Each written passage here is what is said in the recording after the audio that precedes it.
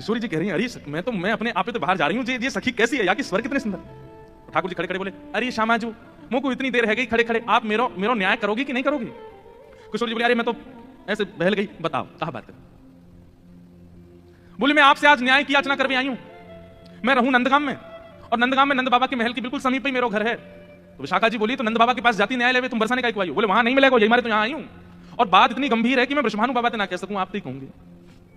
किशोरी जी बोली, कहो। श्यामा सखी रोने लगी, ठाकुर जी रोने लगे, आंसू ने पहुंचने लगे, अरे मैं कहां बताऊं, कैसे मोहते कहूं, मुझको तो लज्जा आ रही है बतावे में। किशोरी जी बोली, ऐसा मत करो, बताओ बताओ कहा बात है।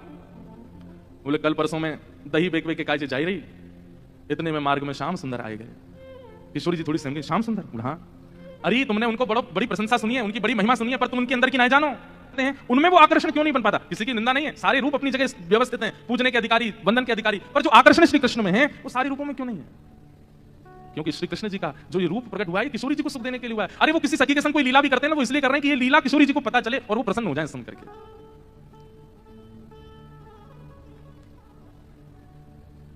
मेरे सामने एक शब्द नहीं बोली उनके बारे में। श्यामा सखी बोली, पहले तो मैंने संदेह में सुनी कि किशोरी जी को और हमारे नंद के लाला को कछु प्रेम संबंध है, पर आज तो मुझको ऐसा लग रहा है वास्तव में है।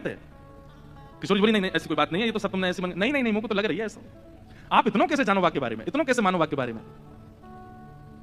किशोरी जी एक बात बताऊं। बोले, हाँ। बोले, मैं अकेली नहीं हूं शिकायत करने वाली, ऐसी अनेक बैठी हैं। आपको ऐसा लग रहा है कि श्याम सुंदर तो केवल लीला कर रहे हैं, पर इस वक्त यही समय श्याम सुंदर कोई और सखी के संग भी ऐसी क्रिया कर रहे होंगे, वहां मार्ग रोक रहे होंगे, वहां हाथ पकड़ रहे होंगे, वहां चुनरी उड़ा रहे होंगे, वहां मटकी फोड़ रहे होंगे, और नया विश्वास हो गए।